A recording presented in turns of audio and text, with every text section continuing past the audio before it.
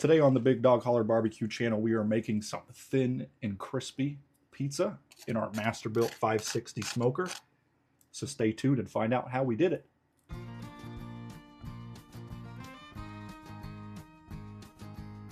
Welcome to the Holler, everybody, and happy holidays. To get this pizza started, what we have here is our dough ball. This is going to roll out into roughly a 14-inch pizza crust. And we have this on our 15-inch Lodge cast iron pizza stone here. We also have for our topping some Bob Evans Zesty Hot sausage. And we're going to top that with some Sargento whole milk mozzarella cheese. And then for our sauce, we have some Cento crushed tomatoes. This is the all-in-one version. I'm going to add a little bit of Redmond's real sea salt, as well as some red pepper, and then some black fine black pepper as well. So we're gonna go ahead and get this rolled out with a little bit of flour and a rolling pin. This is gonna be a thinner crust pizza. If you're familiar with pub style in Chicago, gonna go a little bit thinner than that. We're inspired by Central Illinois' chain of Monocles. It's one of my personal favorites growing up. So we're gonna roll this nice and thin, and we'll be right back. All right, so we have our pizza crust rolled out with some flour, and then we put on our pizza stone here some cornmeal. And we're just going to use this pizza stone to transfer it to the Lodge cast iron in our smoker currently, but we're letting that heat up as we speak. We have our sauce mixed up here, and we are going to get this spread on our pizza. So let's go ahead and get this on there. Start in the middle. Add a little bit more. Not going to put a ton of sauce on this style of pizza, but you can certainly customize it to your preference. And we're going to, once again, start in the middle and move it to the outside. I'm going to get pretty close to the edge as there's not a ton of crust on this cracker thin style of pizza once again. But again, you can customize any one of our recipes to your preference. And now we're going to come in with our topping of choice. Once again, today we are using some Bob Evans Zesty Hot sausage. You could use a more traditional Italian sausage, or whatever your favorite toppings are. And we're just looking for nice little pinches of this sausage, kind of roll that up and start placing away. This is something that's going to cook. We're going at about 500 degrees in our Masterbuilt, so it's going to cook nice and fast, and we don't have to worry about it being raw when we're putting it on there. But place as many or as little toppings as you want on your pizza. Today we're just sticking to sausage, and we'll be back once we've got this accomplished. So now we have a nice even disbursement of our toppings on our pizza. Like I said, we currently have our Masterbuilt 560 cranking up to 500 degrees with our cast iron pizza stone inside of it. Gonna let that heat up for 10 to 15 minutes so that everything's nice and up to temp evenly.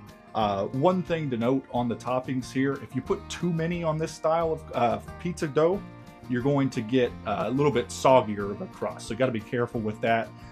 Again, certainly can put as many as you want, but you got to be mindful of something like that. So after our pizza stone has been all heated, or is up to temp, I should say, we'll meet you out at the smoker. So we are out here at our Masterbuilt 560. As you can see, it is a balmy 5-degree day in central Indiana. We're powered with our Craftsman power inverter. And like I said, we have it cranked up to 450 currently, but we might bump that up to roughly 500 should we need to, especially to compensate for the weather. So we're going to go ahead and get this placed on our Lodge cast iron. As you can see, we have a little bit of cornmeal on there, but we'll get the pizza on there and meet you in just a second. So now that our pizza is on, we're going to let this ride for 10 to 15 minutes, check it as needed, and get it pulled off and back inside. See you then.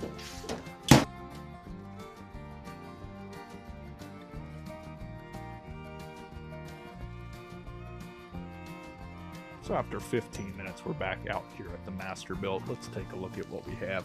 As you can see, kind of puffed up more like a pub style in Chicago. So, you know, sometimes that happens. But we're going to go ahead and put this inside, or bring this inside, I should say, as it is down to about 3 or 4 degrees. So we'll meet you in there. So we have our pizza back inside here once again on the original pizza stone. We've let it rest about 5 minutes, not too worried about how long a pizza like this rests. As you can see, not super thin, not as thin as something like Monocle's, but probably a little thinner than something like a Chicago pub style. So halfway there, if you will. We'll certainly try this recipe again, but all that's left to do is get sliced into it. So we're gonna go from the middle, and you can certainly hear that crust, the crunch of the crust, I should say. We're gonna cut this like a true Chicago, Illinois style. Go there, about here on this one. Nice long strips. And then these ones are always kind of tough. We'll go about there to here. And then same thing on this side. We'll go down the middle.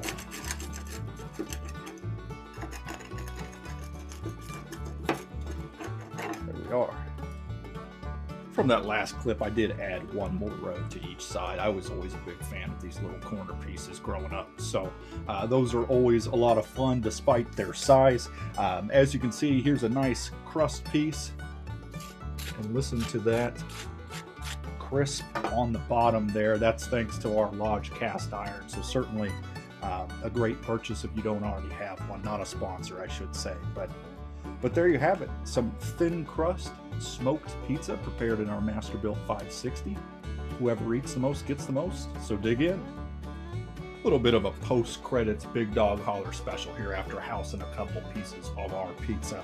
It tastes very similar to Monocle's from Central Illinois. A couple things we might change to make it a little bit more true is just rolling it a bit thinner. I think that'll really help, and really working to make sure the air is knocked out of it so it keeps that cracker texture, even though some of theirs do inflate a little bit as well. So certainly a great recipe. Hopefully you enjoyed as well. If you do, go ahead and leave it in the comments section below if you do decide to go ahead and make it. But we're going to get right back to the pizza. Certainly a great recipe. So thanks again for watching.